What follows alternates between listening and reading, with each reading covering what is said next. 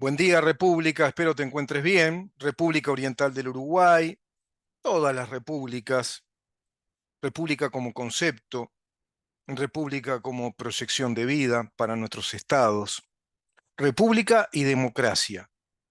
Democracia como un sistema de libre elección de autoridades, como un sistema de mayorías, como un sistema de alternancia en el poder de distintas expresiones políticas. En su momento entraremos en un terreno que es polémico. La democracia admite la alternancia en el poder de cualquier tipo de poder político o de aquel poder político que acepta las reglas del juego de la democracia. ¿Qué dice al respecto nuestra Constitución? También en su momento lo vamos a ver. Pero en principio digamos que la democracia es un sistema abierto de libre elección de autoridades. En este año en Uruguay estamos atravesando la experiencia histórica, una nueva experiencia histórica en nuestra República Oriental del Uruguay respecto a la tarea electoral, a la actividad electoral y al derecho que todos tenemos de elegir nuestras autoridades y el derecho que todos tenemos, en aquellos que así lo ostentan, de ser elegidos. Es decir, electores y elegibles, electores y electos, cargos electos, democracia, sistema de mayorías para elegir autoridades, sistema de mayorías para promulgar leyes, sistemas de mayorías en todos los aspectos de las decisiones últimas en lo que hace a decisiones administrativas, legislativas y de gobierno. Bueno, en decisiones de gobierno ya el presidente, en representación de todos nosotros bajo el sistema de mayorías, puede adoptar unilateralmente, bajo su responsabilidad, decisiones de gobierno. La república, el sistema de los poderes, el sistema de la separación e independencia de los poderes, a su vez con el contralor de los mismos, en pos de un balance, de un equilibrio de poderes del Estado. Básicamente se conciben tres poderes como el gran esquema republicano: poder ejecutivo, poder legislativo, poder judicial, pero hay más poderes del Estado, son todas las instituciones que el Estado va creando. Un poder en nuestro Estado es, por ejemplo, la Oficina de Planeamiento y Presupuesto. Un poder de nuestro Estado, por ejemplo, lo es un nuevo ministerio, todos los ministerios existentes. Poderes del Estado son las empresas del Estado, los entes autónomos y servicios descentralizados. Otro poder del Estado es la Corte Electoral. Otro poder del Estado, el Tribunal de lo Contencioso Administrativo. Son poderes del Estado que tienen funciones, tienen atribuciones y tienen también limitantes, tienen limitaciones. Están circunscriptos por la Constitución a cumplir determinadas funciones.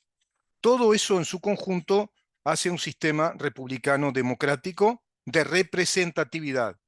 Nos representan a través del sistema electoral, pero también representan los mandatos, los principios que la Constitución, perdón, la Constitución establece para todos nosotros. Contra eso discute el comunismo, el socialismo. Venimos tratando ese tema en este año electoral. Contra eso discute veladamente, ya lo vimos en su legislación durante sus 15 años de gobiernos consecutivos. Me refiero al Frente Amplio. El Frente Amplio, el PIT-CNT, por supuesto que detrás de todo ello el Partido Comunista en el Uruguay, más detrás del Partido Comunista en el Uruguay, Foro de San Pablo, detrás del Foro de San Pablo una mega organización del comunismo internacional, sustentado a través de una red de organismos internacionales, como por ejemplo la CELAC, por ejemplo Grupo de Puebla, su usina intelectual doctrinaria, digamos que como usina surtidora, generadora de doctrina, renovando la doctrina marxista, marxista-leninista, marxista-trotskista, marxista-gramsciana, marxista postestructuralista, es decir, todo ese conjunto de corrientes que comulgan en una, digamos, nueva expresión de las ideas totalitarias del marxismo, que podemos calificarlo como neomarxismo, una especie de neomarxismo, un nuevo marxismo que está consolidado en esa doctrina documentada en el socialismo del siglo XXI a partir del año 2005, socialismo del siglo XXI, socialismo comunista, comunismo instalado en América Latina a través del Foro de San Pablo y fundamentalmente desde el régimen bolivariano, revolucionario en Venezuela, a partir del año 1998 con la presidencia de Hugo Chávez y ahora Nicolás Maduro. Por supuesto que Cuba anteriormente era un modelo precedente del marxismo-leninismo clásico, alineado a la vieja internacional comunista de la Unión Soviética. También Nicaragua, desde su precedente sandinismo, retoma esta senda del neomarxismo, del comunismo, y se instala también un régimen con Ortega muy similar al de Venezuela. Lo mismo sucedió en Bolivia y pretende que suceda también, Gustavo Petro, en Colombia. En Uruguay lo pretende el Frente Amplio, si gana el gobierno. El Frente Amplio, a través de Yamandu Orsi y Carolina Cose, pretenden que triunfe, que llegue a su máxima expresión el socialismo marxista, el socialismo del siglo XXI, el socialismo comunista. Decíamos que el socialismo es la socialización de los medios de producción, de las riquezas naturales como de las riquezas que se producen, hasta donde permita que se puedan producir esas riquezas el sistema socialista. Lo vimos con el abuelo explicándole al nieto que es un sistema de repartos, de las ganancias de las personas que viven en ese país, un sistema de reparto igualitario de los salarios, de los ingresos económicos por cualquier otro tipo de actividad económica, a todos por igual, igualitos, todos fraccionados de la misma manera. A eso le llaman ellos distribución de las riquezas en pos de ¿qué? De la sociedad igualitaria. Y también en pos de un falso concepto que es justicia social. ¿Por qué falso concepto? Porque el ius, que proviene del latín y es ese vocablo en latín que le da nominación a una ciencia, el derecho, las ciencias jurídicas, el justus, las ciencias, el ius, esa ciencia quiere decir que es, ¿qué es el ius en latín? Es la pertenencia de cada quien.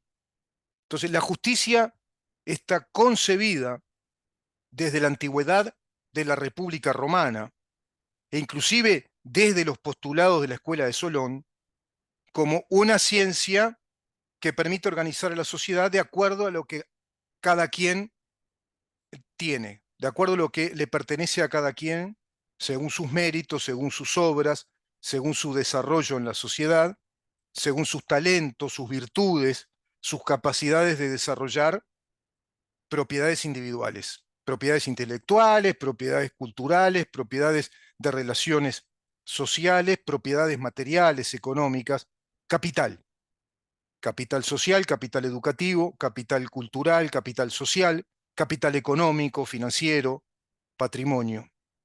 Todo eso que discute el socialismo, que a eso lo socializa, lo distribuye sin que exista un dueño en particular, excepto el Estado. Pero ¿el Estado qué es? Es el gobierno que se encarga de organizar ese reparto por igual de los ingresos económicos. Entonces, el socialismo es el reparto por igual, la socialización de los ingresos económicos, de los recursos económicos, y un gobierno que te dice que lo votes porque se va a hacer cargo de administrar ese reparto. Entonces te va a cobrar, y te va a cobrar con impuestos. Te van a decir, nosotros necesitamos financiar todo este aparato administrativo complejo para asegurarte que se dé una justa distribución de las riquezas y que nos permita también una justa distribución de los consumos, porque esa es nuestra propuesta socialista que te va a liberar de la concentración de las riquezas y de ese sistema, digamos, hetero, burgués, machista, sometedor de la desigualdad, que es el capitalismo burgués con su sistema de la democracia representativa liberal. Entonces, en pos de estas ideas, a mi criterio, y no solo a mi criterio, sino a criterio de un mundo de especialistas, de académicos, de científicos, y la historia lo demuestra acabadamente de modo empírico, como una gran verdad empírica, este sistema del reparto por igual, de una sociedad con economía centralizada, los paradigmas de la igualdad social, la distribución de la riqueza, la distribución de los recursos, los sindicatos únicos, la vía impositiva cada vez más grande, más presionante para llenar de recursos económicos a un Estado que se va a encargar de administrar el reparto, pero se va a enriquecer concentrando la mayor parte de los recursos económicos, eso a lo que le llaman socialismo, y socialismo ya hacia el comunismo, es patológico. Bueno, en pos de esta patología, de este reparto y de un sistema de gobierno que te asegure ese reparto y por lo tanto te va a cobrar mucha guita para decirte que te va a asegurar ese reparto por igual, lo cual va a colapsar, es mentira. Bueno, hubo una vez un movimiento absolutamente demencial, unilateral, organizado desde fuerzas importantes, militares, paramilitares, desde una organización logística militar y también doctrinaria, y me refiero al movimiento MLN Tupamaros, cobijados por la Unión Soviética, por Cuba, por los movimientos revolucionarios que se daban en Chile y por todos esos movimientos revolucionarios que comulgaban con estas ideas, con estas ideas. Y para llegar a un mundo así, para llegar a un país que nos diga que tenemos un gobierno que nos cobra impuestos, regulaciones administrativas para administrar ese reparto de lo que produce el Estado a su vez, porque va a prohibir la propiedad privada. Bueno, en pos de ese modelo, de este modelo patológico que te estoy hablando, emplearon las armas, atentaron contra el Estado, mataron gente, torturaron, provocaron terrorismo. Sí, MLN Tupamaros, lleno de asesinatos. Aunque parezca irracional, dice esta nota de Leonardo Vinci, hay quienes aún hoy justifican los asesinatos de los Tupamaros un 14 de abril cuando el MLN dijo actuar contra integrantes de un escuadrón de la muerte que inventaron. Es toda una ficción. Hablaron de un escuadrón de la muerte, de un plan de escuadrón de la muerte. Se fue comprobando, hay sendos libros del escritor Álvaro Alfonso que dan prueba suficiente, prueba acabada, con muchísima documentación que ese escuadrón de la muerte no existió, fue una mitificación, incluso confesada por algunos integrantes del MLN, y con esa excusa ametrallaron a sangre fría a 4 personas. A las 7 de la mañana, sin media palabra, mataron al subcomisario Óscar Delega y al agente Juan Carlos Leites, que viajaban en un automóvil a la altura de Rivera y Soca. En el vehículo quedaron 50 balazos, como en una película de las mafias, ¿viste? Cuando van a acribillar a sangre fría a modo de un ajuste de cuentas. Pero acá no era ajuste de cuentas. Empezaban a perpetrar estos actos demenciales, criminales, en pos de esa sociedad del reparto a todos por igual, con un gobierno que concentre las riquezas de lo que se produce en el país y que nos cobre mucha guita para decirnos que, entre comillas, nos va a asegurar que el reparto es por igual para todos.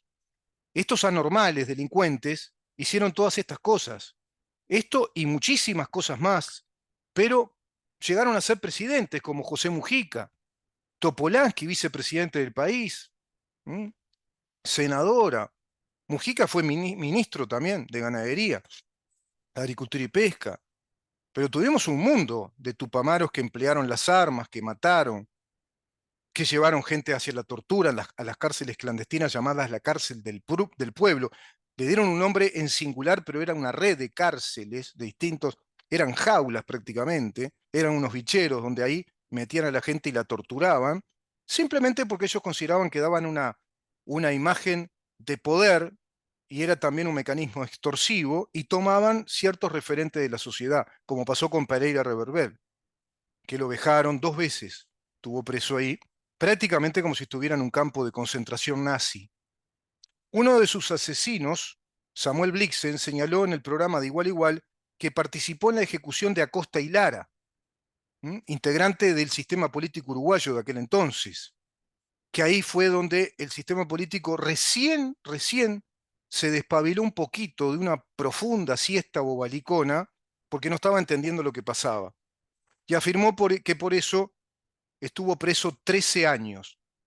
Y Blixen tendría que haber estado preso de por vida, porque fuiste a matar a un inocente por matar para qué, para dar imagen de poder para perpetrar esto que estoy diciendo.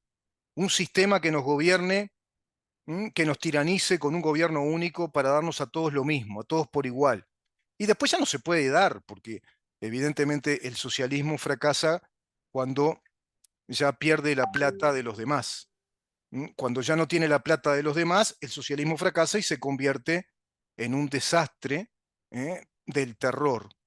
Lo cierto es que los revolucionarios del MLN desoyeron los consejos incluso del Che Guevara, dichos en la universidad en agosto de 1961.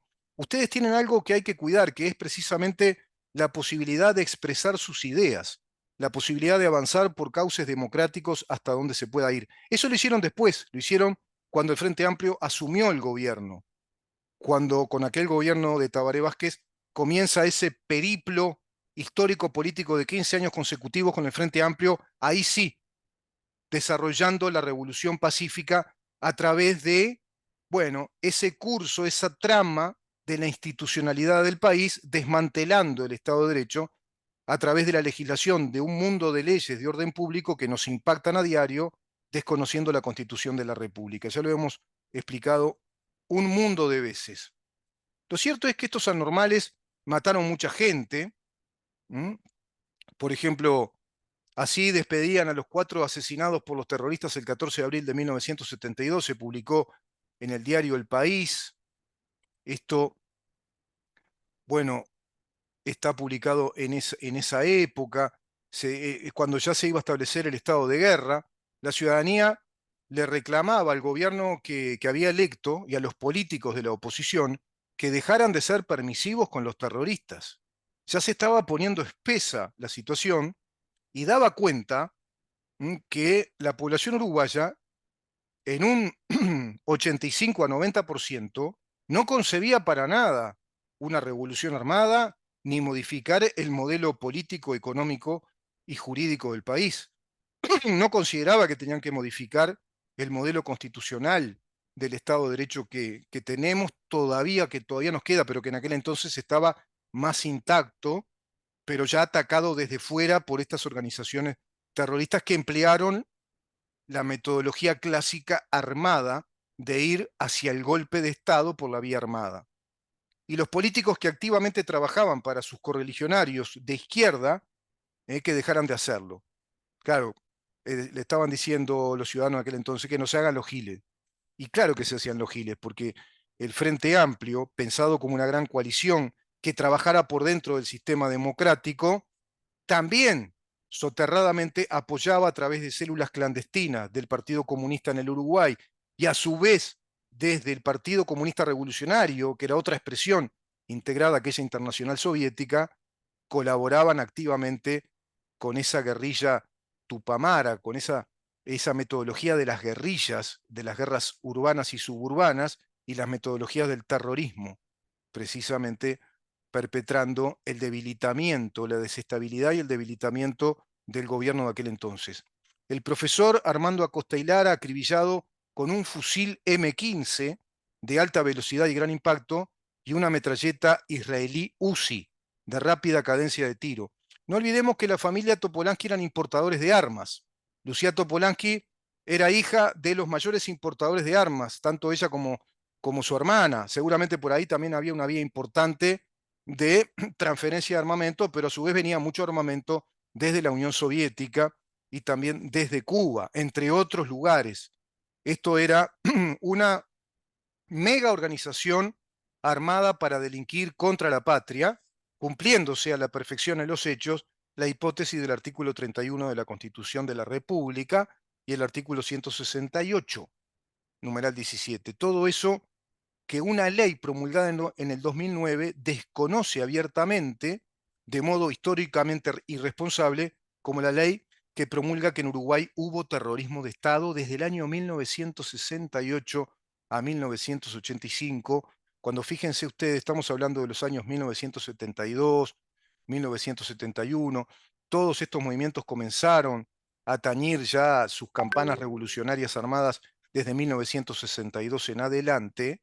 El terrorismo era contra el Estado, no desde el Estado, contra el Estado.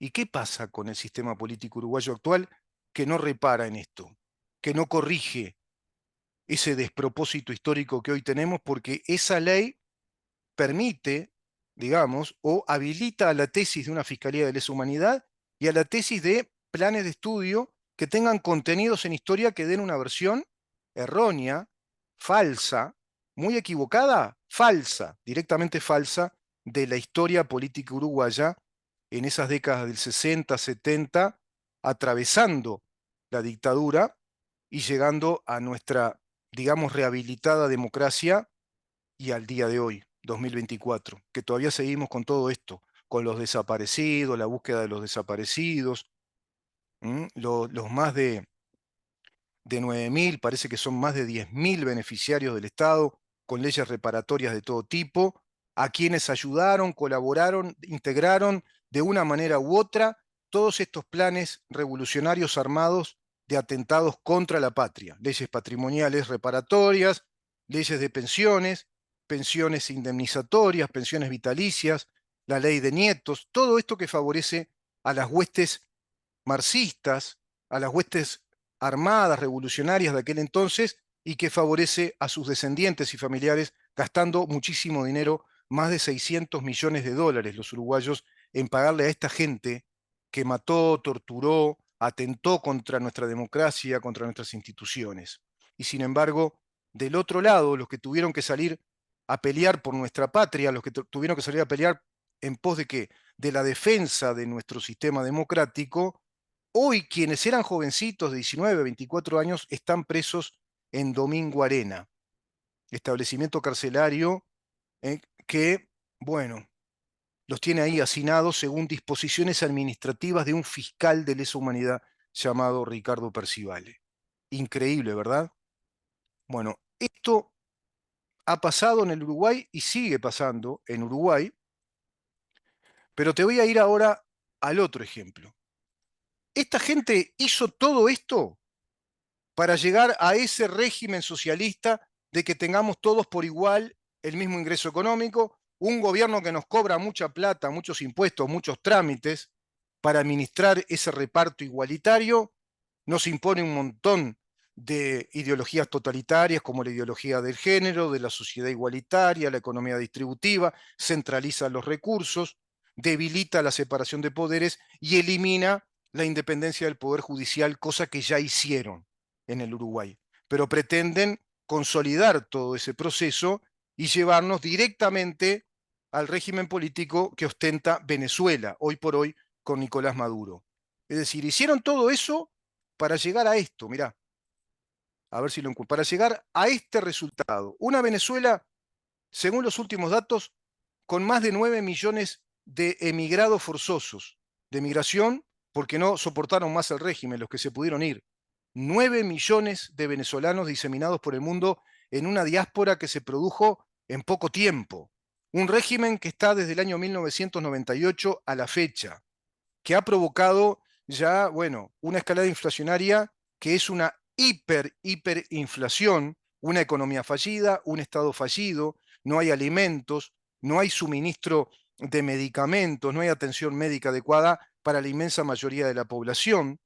El dinero no vale nada, trabajan todos en un mercado negro con distintas divisas, digamos en una situación absolutamente caótica. Violencia, sí, muchísima violencia. No hay libertad, no hay libertad de expresión, no hay libertad política, no hay democracia. Pero ahora se viene una instancia democrática de este sistema de mayorías para elegir la posibilidad de la alternancia en el poder de otra expresión política, la que representa a María Corina Machado y toda su gente, representando un movimiento republicanista y liberal que según las encuestas le ganaría, pero por goleada, realmente por goleada, a este régimen totalitario del psicópata Nicolás Maduro, quien dice que Javier Milei, si Venezuela no quiere un Javier Milei, que hambrea a la gente, si no quieren un Javier Milei, a un autoritario, a un loco que produce hambre y miseria, el gobierno de Javier Milei tiene 6 meses, y Argentina proviene de un desastre institucional, económico, financiero, que provocó un 60% de pobres desde el kirchnerismo gobernando 16 años. El gobierno de Venezuela, este gobierno que tiene a sus mayorías en la extrema pobreza, donde ya el dinero venezolano no vale nada, donde es un gobierno narco que se dedica a producir, bueno, todo tipo de drogas, que ha entregado territorios y explotación de recursos minerales, naturales, a distintos grupos organizados como los Hezbollah, como el G2, como las maras chinas. Ese gobierno que somete a su gente, que tiene presos políticos, bueno, dice que va a defender con el ejército el resultado del próximo domingo. Increíble. Vamos a ver si encuentro acá precisamente lo que dice Nicolás Maduro. El destino de Venezuela en el siglo XXI depende de nuestra victoria. El 28 de julio, si no quieren que Venezuela caiga en un baño de sangre, en una guerra civil fratricida. Si no quieren que Venezuela caiga en un baño de sangre, en una guerra civil fratricida, el futuro de Venezuela en el siglo XXI es el de su gobierno, el de la Revolución Bolivariana, que instaló ¿qué? El socialismo del siglo XXI. El de reparto a todos por igual, con un gobierno que centraliza la gran parte de los recursos económicos del Estado, los naturales, los que puede producir aún, que ya produce todo lo que es ilegal, con un sometimiento brutal de la población en la pobreza, en el desamparo, la miseria, sin garantías alguna, con presos políticos y con un exilio de 9 millones de venezolanos. Y hoy por hoy, este psicópata amenaza a la población venezolana de acuerdo al eventual resultado del 28 de julio, es decir, del próximo domingo. Una instancia clave para Venezuela y para América Latina. Los que empuñaron las armas, mataron, torturaron, mintieron, robaron unilateralmente, sin que nadie se los pida, me refiero a los tupamaros y a todos los revolucionarios marxistas de aquella época, Movimiento Revolucionario Oriental, Partido Comunista Revolucionario, las células clandestinas del Partido Comunista en el Uruguay. Todos esos emplearon la fuerza, la violencia, el crimen, el delito en pos de este resultado. Porque terminan esto. Terminan esta Venezuela con un personaje como Nicolás Maduro. Porque hay que estar muy mal de la cabeza para sustentar que es venturoso para tu pueblo gobernarlo con estas ideas patológicas. Te quería decir esto, creo, para que quede claro el peligro, el terror que tenemos que experimentar de verdad, porque eso es el Frente Amplio. El peligro que el Frente Amplio representa si vuelve al gobierno. Con un Yamandu Orsi que en sus listas tiene delincuentes, como, sí, el Pato Celeste y Placeres, por ejemplo. ¿Se acuerdan? Aquel legislador que aplaudían porque iba preso por haber robado plata, que tiene al Pato Celeste, al Pato Torena, un delincuente, dentro de las listas que apoyan a Yamandu Orsi. Una Carolina Cose que ha hecho mil y unas impunemente, violando la institucionalidad democrática del Estado de Derecho uruguayo. Si ese Frente Amplio vuelve, vuelve esto. Es decir, renace esa locura que ya vivimos, pero se va a profundizar hacia esta patología totalitaria, psicópata o psicopática que representa, por ejemplo, Nicolás Maduro. Vamos a una pausa y continuamos.